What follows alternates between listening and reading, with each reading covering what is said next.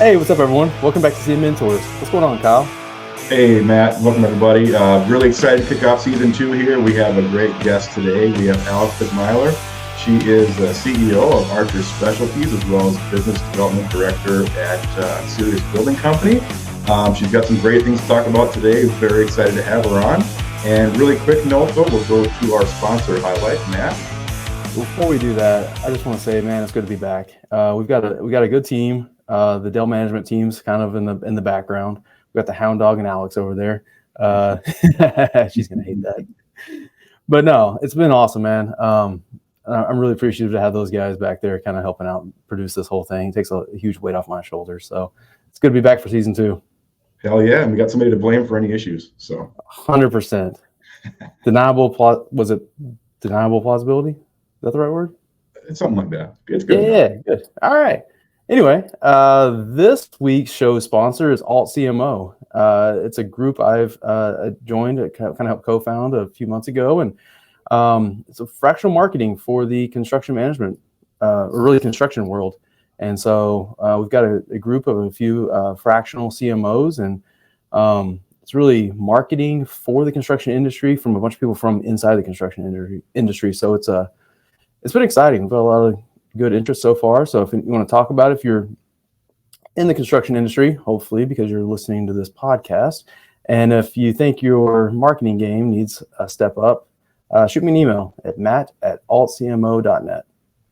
And Matt, really quick, what's a fractional CMO anyways? What do they do? That's what CMO is? Start there. Chief Marketing Officer. So it's, companies have CFOs, COOs, CEOs, and CMOs. And so fractional, it's like, I think a lot of people understand what a fractional CFO is. It's kind of and there's a lot more people starting to do fractional CMOs. But there's not many people doing it specifically for the construction industry. So we kind of saw a need, really a void that a lot of people just needed help with. So trying to help fill that void. Hell yeah. All right. Let's bring her on. Hey, welcome, Alex. Hey guys, good to see you again. How are you doing? Doing pretty well. It's Friday, so yeah, doing pretty great. Oh yeah, definitely great. I feel super awkward having a producer in the background. Let's just say that there. Just pretend they're not even there. Anyways, hey Alex, for people who don't know who you are, you want to give us a little bit of background on yourself? Sure. I live in DFW these days, worked in the construction industry. You and I met in college while we were both playing on our respective rugby teams. Against each other? What's that? Against each other? No. Nick James smoked me one time when we were helping the women's team practice. She ended up playing for the USA national team and overseas. She might still be in England. I don't know. She is. She broke a couple of my ribs one time, so we have that in common. She flat out ran me over. So anyway, good times. I kind of entered the industry later in life. I didn't join the industry until 2020. It was halfway through 2020. I was a stay-at-home mom for 7-8 years. My kids entered elementary school, and it was kind of like, what am I going to do with this college degree? I'm sitting around, not using it. I started as an admin for a general contractor and got to learn from the inside out what billing looks like and business planning and, what a change order is. And about 2 years ago, my business partner and I, we worked together at the general contractor, and we realized there was this one subcontracting trade that we couldn't get enough bids for. The people that were in the space weren't doing great, or they were too overloaded to take on much work. And kind of similar to rugby, I saw a hole and just went for it without thinking twice.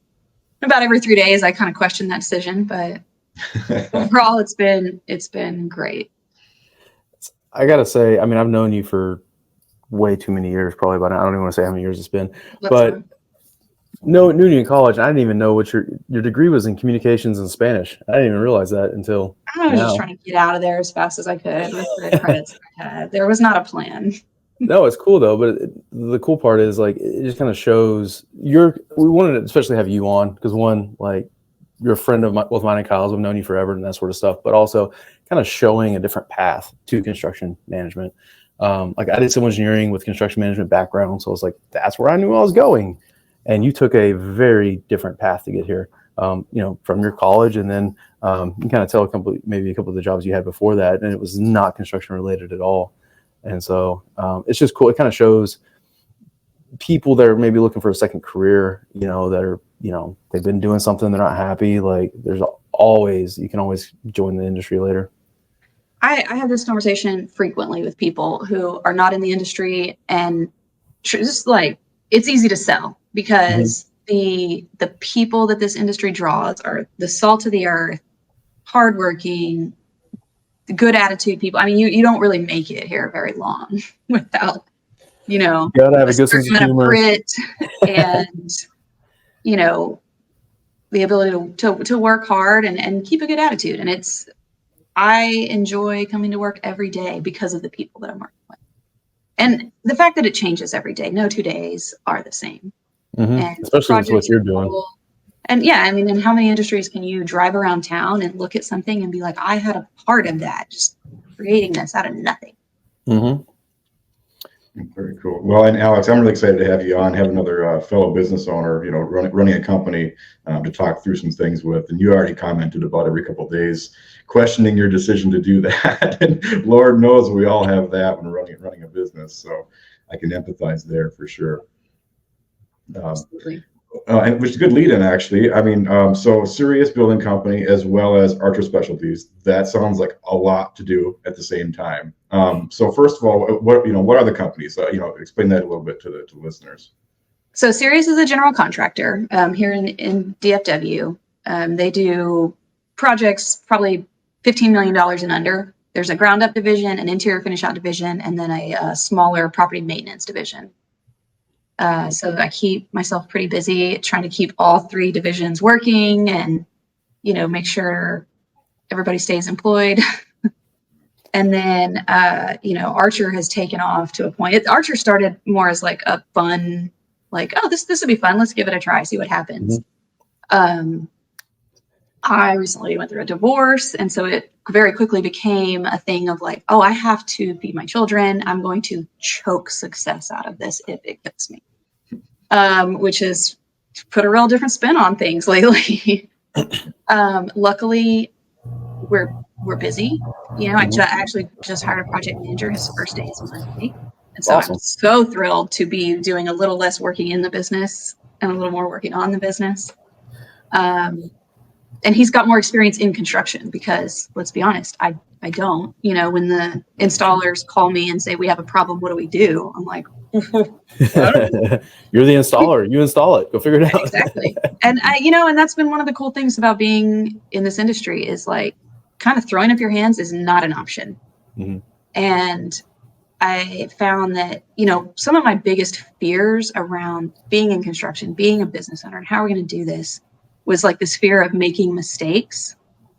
And I think that's been my biggest mistake. And realizing that as long as you are professional and you treat people well, the mistakes are going to be forgiven. And there's this very shared understanding that there's going to be mistakes. Like no project goes perfectly. And it's more about your attitude and like, okay, how are we going to work together and fix this? Because just being like, well, isn't one of the choices. What was the biggest, so when you joined the construction industry with Sirius, back in 2020, what was the biggest surprise probably you weren't expecting or was there a big like aha moment you had of the industry? Yeah.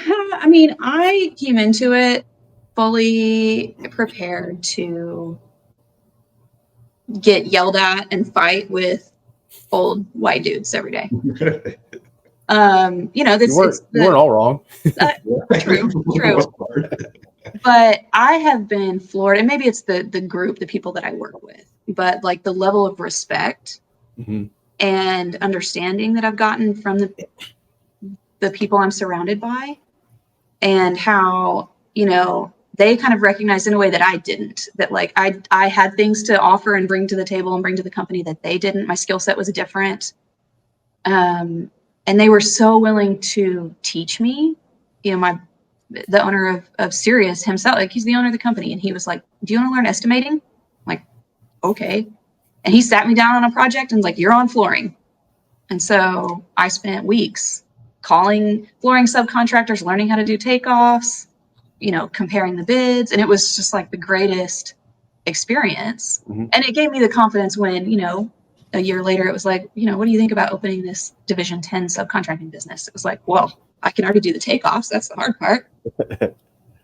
False. But it gave me the enough false confidence to keep moving. That's cool, though, because, it's like I graduated college and I don't know, you were maybe a year ahead of me or something like that. I graduated college in 2010. And so I've been doing this for a while. And like I've seen. I'm older than you? Maybe just a little bit. I was class of 09, if that helps.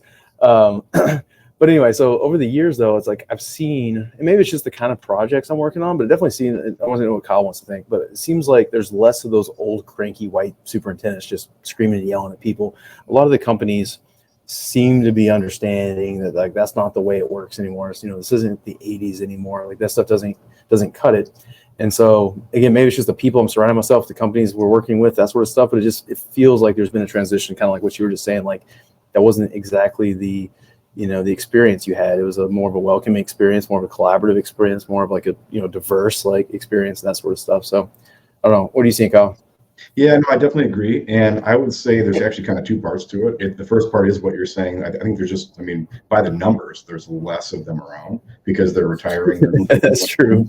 And other things that are kind of dark that we won't talk about now. But aside from that, I think the other part of it is that I think our younger generations are also more willing to learn and come in. Just like Alex was saying, she came into the industry and learned about it right away from people that were willing to kind of mentor a little bit. And seeing mentors, here we are, we're going full circle. But having younger generations that are looking into things and being willing and not taking it personally like a pride thing, getting past that and being open to, hey, I may not know everything, I might be wrong on stuff, but I'm willing to learn. That attitude just goes so far in this industry. And without it, I don't really know how you actually get good at it, to be honest with you. So yeah, well, and I do feel like the industry is changing quickly. Yeah. And I feel like I ought to say that it's not that I haven't had my run-ins with angry old superintendents, but more than once, the next time we see each other, he'll say, "Hey, I'm sorry about that.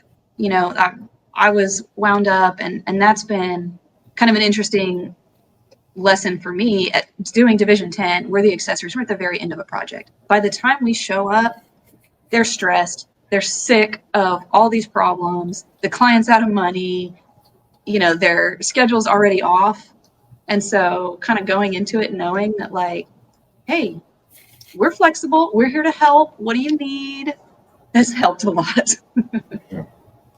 No, that's good to be able to recognize that you're going to come in at every project. You're probably going to be late before you even show up, right? You're behind schedule before you even got turned loose to do it. So. What's been shocking to me is like a lot of times I'll receive a contract and it's something we bid 6 months ago and they're like, "Hey, here's the contract, welcome to the job." And we go out there and it's like, "Oh, you're going to be ready for us in 2 weeks. Like this project has been going." And they're like, "Well, yeah, your toilet accessories. We're not worried about your contract." And I'm like, well, it would have helped if I knew that this was coming. And so, it's a lot of it is just forming those relationships with our clients so that we're on the phone a couple times a week already so that they can say, "Oh, by the way, this is coming down the pipeline. Get ready." And, you brought up earlier, like my experience, and while it's not in construction, it is in customer service.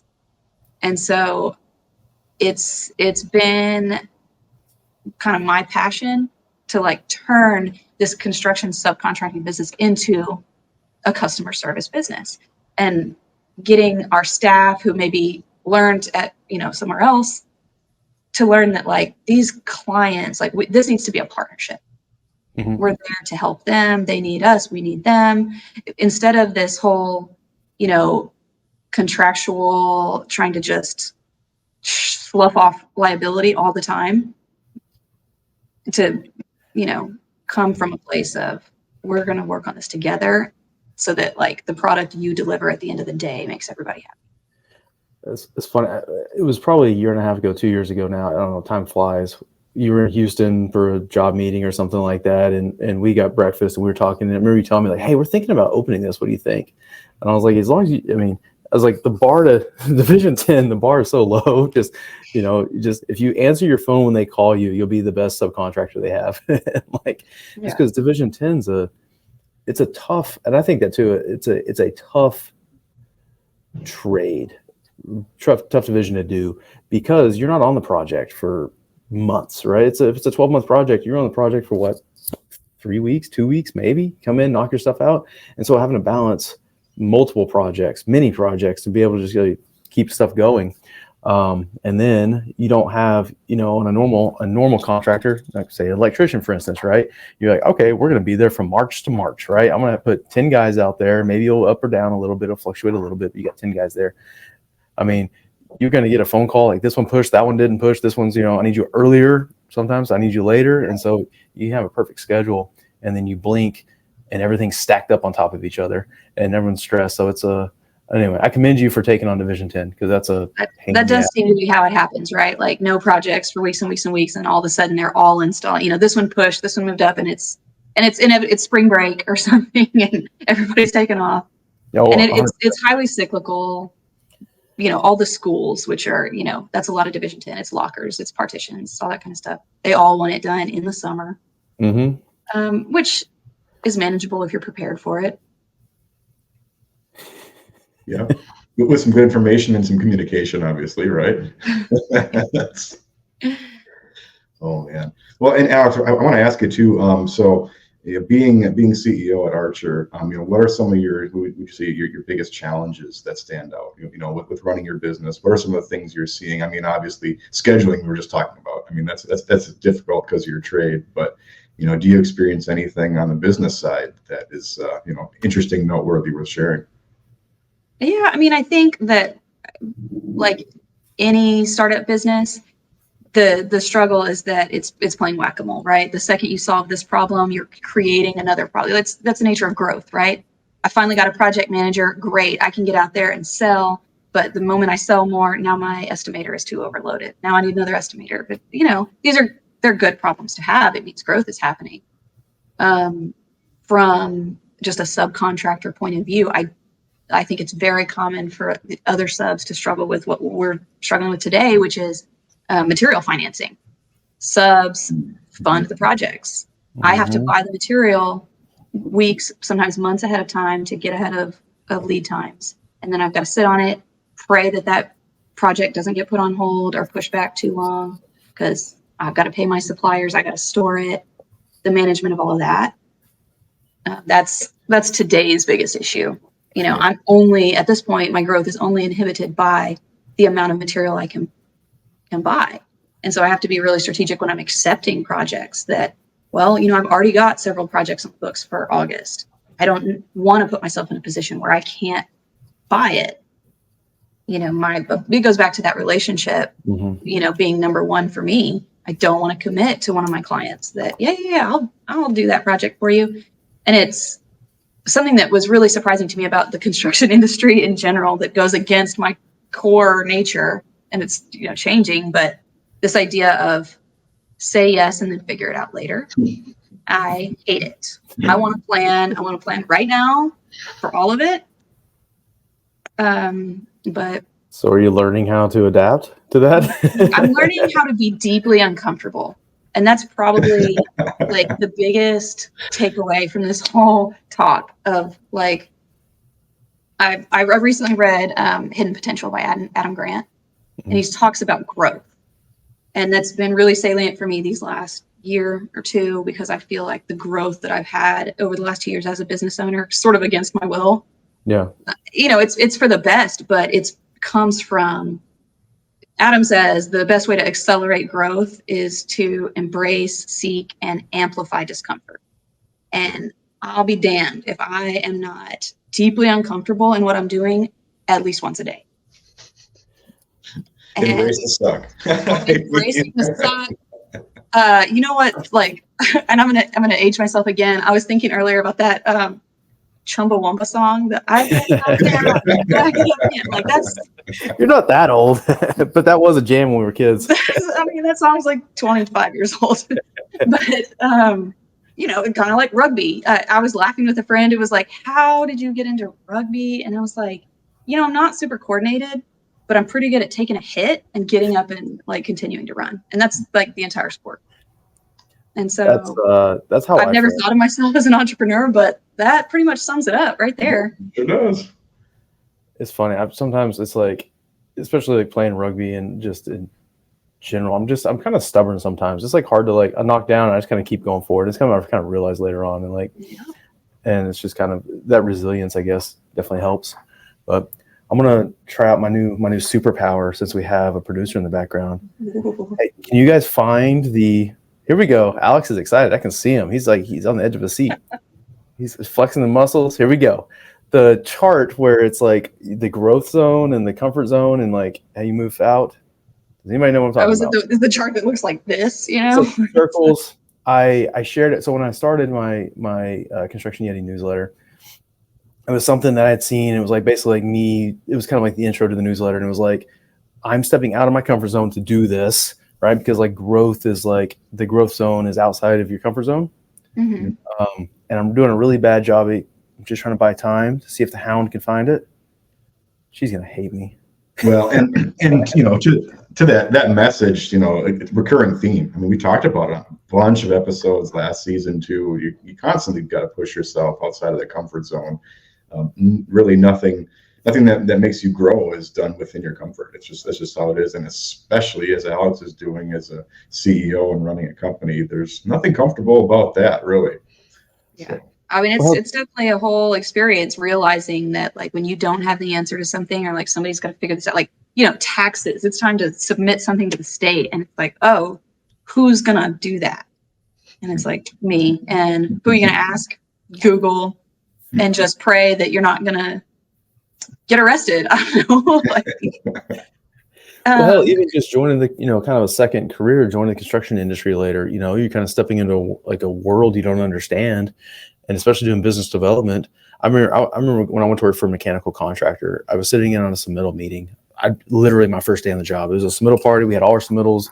Some other guy put them all together, and I'm there sitting across the table from the mechanical engineer. And he could have asked me what color, like he was asking me like about the AHUs and all these acronyms. Like, I don't know any of this stuff.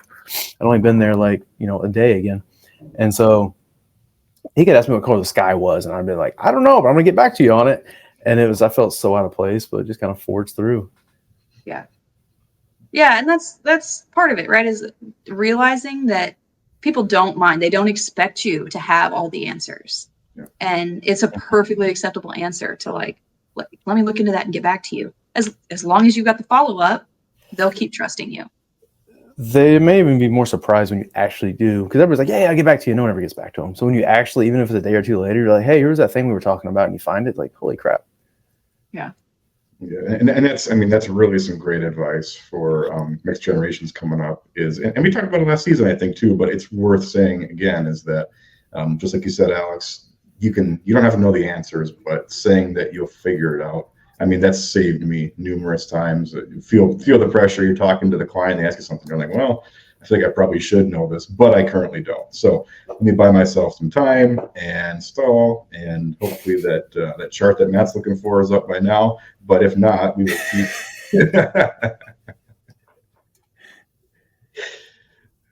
Anyways, throw it up. Here we go. Oh, yes, that is the one. Yeah, so that's how. He's dancing in the background. I love it. No, so this is something like I found this chart, this flow chart, whatever you want to call this thing, this graphic image, kind of right when I was starting the newsletter. And I was like, kind of honestly, like kind of pushed me to like finally do that. Like I started Construction Yeti in 2020, January 2020. It started as a blog. It was like an anonymous blog. Like I didn't want my name on it because what I didn't want people to think, you know, and what are they going to think if they see this? And it was just like imposter syndrome. And then I found this thing. So when I started the newsletter, I kind of sort of had to put my name on it, I felt like, because then I was going to have to go into like social media and like sell this thing, right? If you're going to grow a newsletter subscription, you got to sort of sell it. So then I turned personal brand. Exactly. I didn't even know what that meant, you know, 3 years ago. But anyway, but it was like, you got to if you're in your comfort zone, you've got to push through that fear zone, right? And that's where everyone just gets paralyzed, and they never move past that fear zone because right, they want to stay in that comfort zone. But then you learn something new, and then you finally get into that growth zone.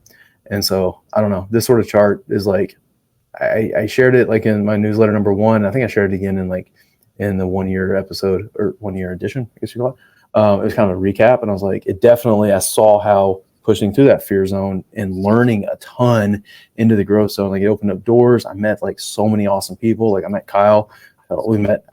Alex and Morgan. I met all these people, right? Kind of, and all these like other people that like I've just met because I put myself out there and fought through the fear zone and I tried something new. So I think it kind of ties in with what you're talking about, Alex, where like I bet 5 years ago you had no thought you would ever be CEO of a company, much less a company installing toilet partitions. Absolutely not. But it's all because you took a chance, you joined the industry, we're doing something different. And then, it's funny how you take a look back and you see how the dominoes fell. And it's always, there's nothing ever bad about kind of pushing outside your comfort zone, I don't think. Well, and I feel like that graphic needs printing out and sticking on the wall, because I think a lot of times we get into this feeling of like, okay, I pushed through it. I did it. Look at my growth. And you kind of forget that you dance in and out of those zones every day, all day long, and in different directions, whether it's your personal life, your work life, just because you push through over here doesn't mean you don't have to wake up and do it again the next day. Kyle, you end up like you're going in like a new project, like, so, I've managed, I don't know how many projects by now, right? And like, I've been on them for like what little as like 2 weeks or a week, like kind of jump in, help out for a minute, jump off and do something else, or as long as like, 3 years. But it still feels like every time you go to a new project, at least for me, there's a little bit of fear. It's like, what's going to happen? Like, who are these people? Like, how are we going to get along? Like, and then you kind of get into that routine. But it's almost like, the cool thing about construction industry is like you almost get like a new job, right? Like it is a job, a new project, but it's like you're starting a new job. Like you got new coworkers, a new team. You got, you know what I mean? And so it's, I don't know, it's kind of cool. No, definitely. And to that point, Matt, so I can't talk a whole lot about it, but I am going into a new job in a couple of weeks. It's not going very well, so I'm being brought in as part of the cleanup crew. So that's fun. Oh yeah, we have some challenges ahead of us, but yeah, definitely there's a little bit of anxiety that comes with that, and it's the unknowns. And I know about the project. I've been through the hundreds and hundreds of drawings that are just for the electrical packages by themselves. It's a big project, but it doesn't mean that I know what to expect when I get there. I mean, you start working with the people, and Alex talked about people earlier. Start working with the people that are there. That's what really is going to make or break it as far as being a project that I enjoy going to every day, or one that every day I just barely can get out of bed and get back there again. So that's what's fun about construction, though, is like that I've always thought is because most projects are like 12 months ish long. I mean, Alex is on like 2-week projects now for what she's doing, but most, if you're one of the main trades, MEPs or something like that, framing or something, you're usually there about 12 months. And it's like, whether you love the people, hate the people, whatever, in 12 months, you're going to get a fresh start. And so it always feels fresh. Every now and then you get put on a project which is 3 years long, or say it's a year and a half long, and then you blink and it turns into 3 years long. Those are always fun. But it's just, that's one thing I've always appreciated about the industry is you can always get a fresh perspective, fresh people, kind of on a rotation, I guess. Yeah. Yeah, Alex, do you have any projects that stand out to you that you remember, just really, really great projects that you're like, oh man, that was so awesome? And if you do, what made it really great? And so in terms of Sirius, my very first day on the job was a groundbreaking, day. So like I show up and I'm issued a hard hat and I'm in the pictures and I don't know what's going on, which is great. It was a lot of fun. But months later, I get to go to the ribbon cutting, and it was an indoor baseball facility, and which just cool to be in. And they had used geothermal technology to like heat and cool the place. There was indoor fields, outdoor fields. So that was just a fun one. And to be able to see it from just absolute concept to completion was really fun. For Archer, we some of our projects will be $600. It's a Dunkin' Donuts and they just need 2 grab bars and a soap dispenser and we're in and out in about an hour. Our biggest project I can't talk about. So we do some it's a hospital project with some really intense wall protection. But I guess the point I'm trying to make is really quickly we went from, hey, just let us in the door, just give us a shot. We're going to, knock these grab bars out with an enthusiasm you've never seen before, to getting shots at some really big projects because of my relationships in the industry and being able to talk to somebody and say hey, because that's the problem as a subcontractor. These big GCs have very stringent pre-qual requirements. They want to see a couple years of tax returns. They want to see all your financials. I'm like, I don't have any of that. I just have my enthusiasm and promise. And because of a couple of great relationships in this industry with the great people, they're like, you know what? Yeah, we'll give you a shot on these little bitty jobs. Prove yourself that way. And it's made all the difference. So what are you excited about moving forward? What's getting you excited about Archer and where you're going? The fact that we just hired a project manager, I could dance. I don't have the personality to be here and counting toilet paper dispensers all day and going back and forth on revision number 11 on these plans. I bring the vibe. I want to go find new business, learn more about the projects and do the fun stuff, which that's everybody, right? I just want to do the fun stuff. Well, not everybody. Not everybody wants to be, doing business development and out there, making those relationships. It takes a lot of people want to be the one that's counting the soap dispensers and the more engineer minded people. Yeah. Well, and the guy that I've hired, he's got a lot of experience. He's been a project manager for a GC in the past. So I trust him to hand him my baby and say, take care of her. I'm excited because we're poised for a lot of growth. Yeah. The industry I think has slowed down a little bit. Slowed down. I don't know if that's slown is a word, but I think in DFW anyway, a lot of people have a lot of work in backlog, but projects are just not kicking off.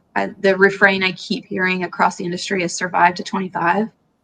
So is it an interest rate thing? Is that what you're? Yeah, I think so. I think there's a lot of projects that just financially don't make sense at the moment. Maybe they will later. People kind of want to see what's going to happen. Our material is going to go down, that kind of stuff. Yeah.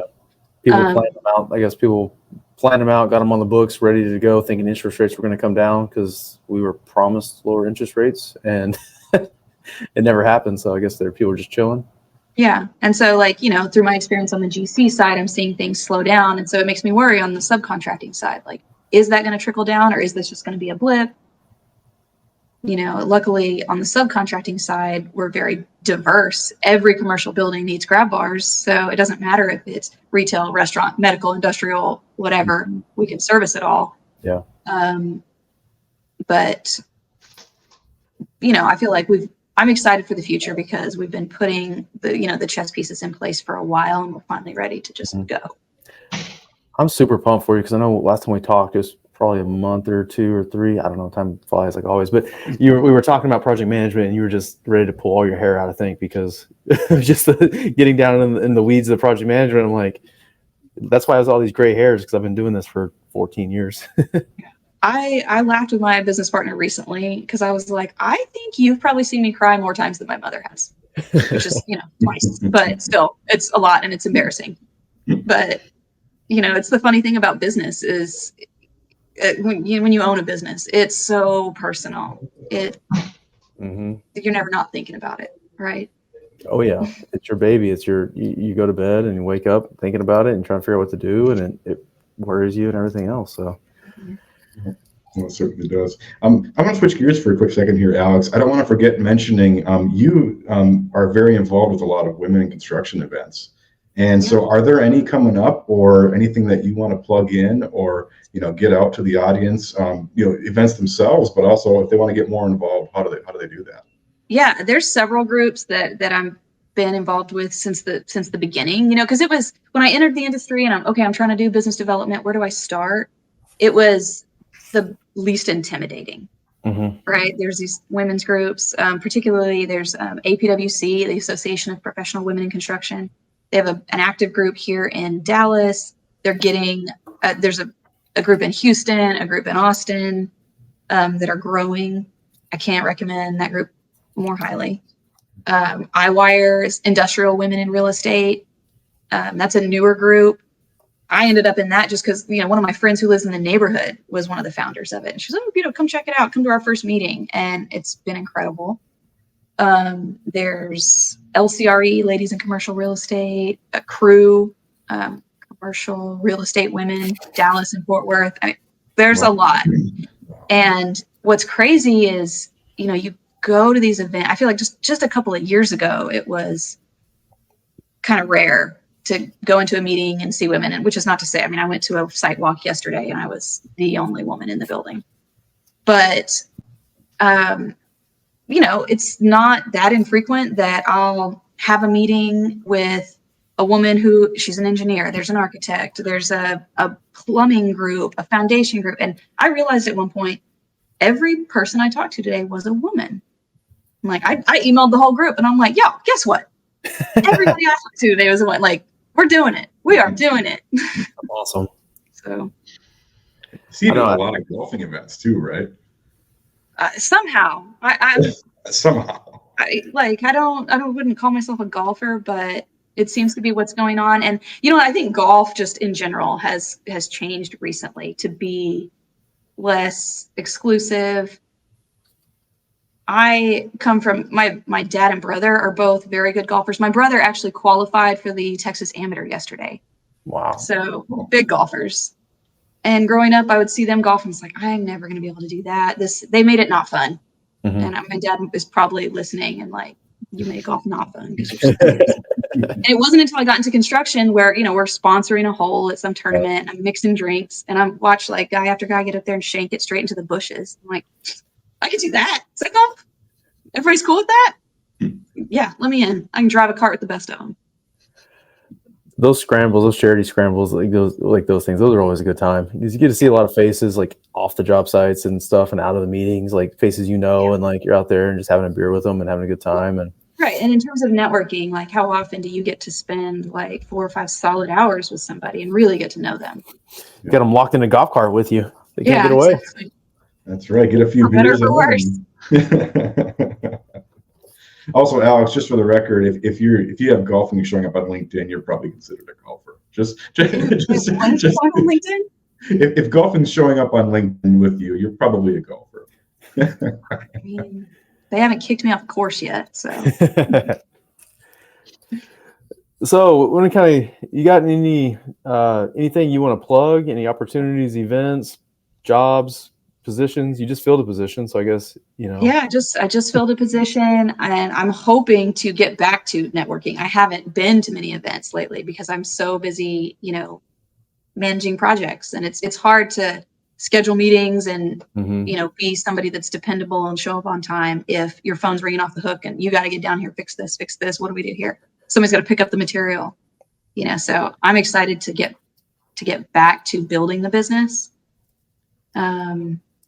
As far as a plug, just Archer Specialties. We're here to do all Division 10 stuff. And our goal is to be the guy that you can call to like figure it out. If it's, who's going to do these Knox boxes or wire caging or it's the odd little stuff. Right. We can figure it out. We can watch YouTube videos of the best of them. I love the attitude though. So we've got a new game this year. I guess my meme game from last year got kicked to the curb with the new what do you want to call them, Kyle? The new Chiefs in charge, or I was trying to find something. Yeah, the Chiefs, but we also got some bad feedback from the audience too. There's no feedback. We don't get feedback. So anyway, new game this year, the word association game, and so we've got a 5 words and just so kind of the first thing that pops into your head, uncensored. And you can edit this, right? Because I am. We probably won't. We got people who said they can, but I told them we don't do edits. We don't do that around here. So anyway. What's the rating on this show? Am I gonna get it? Not good. Do I have to keep it PG? Don't worry about it. No. All right. First word. Change order. No. Fair enough. That's pretty good. Second word. Bidding. Hell yeah. Third word. GC. Your eyes said it all. Is there a word for that? I mean, GC, problem solver. Oh, you wanted to say a 4-letter word. I saw, but okay, we'll let you go. Next You're word. Trying to get me fired. Next word. OSHA. Motherfucking orange. What? Anyway. It's from a meme, I think, many years ago that is like it was like a joke, something about wearing OSHA motherfucking orange. And so every time I hear OSHA, that's what I hear. I like it. All right, last word, BIM. I'll have to research that and get back to you. You don't play in the BIM world much, do you? I don't. Me personally, no. No. All right. So where do we go from here, Kyle? What's the outro? Well, I guess it's just probably like probably supposed to say thank you or something like that, right? I'm just watching him cringe in the background. I love it. All right. It's probably the best that I can't see them. We'll put a pin in it there. I appreciate it, Alex. Thanks for joining us. If any people want to reach out to you, if they want to buy some toilet partitions or paper towel dispensers or soap dispensers, how do they find you? We have a beautiful website that a friend of mine did for me. We're on Instagram, or they can email me at alexandra@archerspecialties.com. Perfect. And I'd say, I mean, she's a good friend of mine, but I have no doubt that she's taking good care of her clients because that's just the type of person that she is. So anyway, so follow us on the social medias, Construction Yeti. All that info will be in the show description. Oh, yes. Thanks, Pound. All the info, Alex will have a bio and all that sort of stuff. All her links and all her bios and all of her emails will all be in the show notes. So find it there. So anyway, take us away, Kyle. Yeah, just want to say thank you, Alex. It's been great having you on. It's been great to hear about your trials and tribulations as a business owner and some of the fun projects, and also the women in construction plugs too is really important. I'm really glad you able to bring that in today too. I know that there's a lot of listeners out there that it'll appeal to, and just really glad to have you on. Thanks so much. It's great to see you guys. I'm amazed that we kept it under an hour. I'm a yapper, so you guys did a good job keeping the guardrails on for me. We got people over there, time check. So we're good.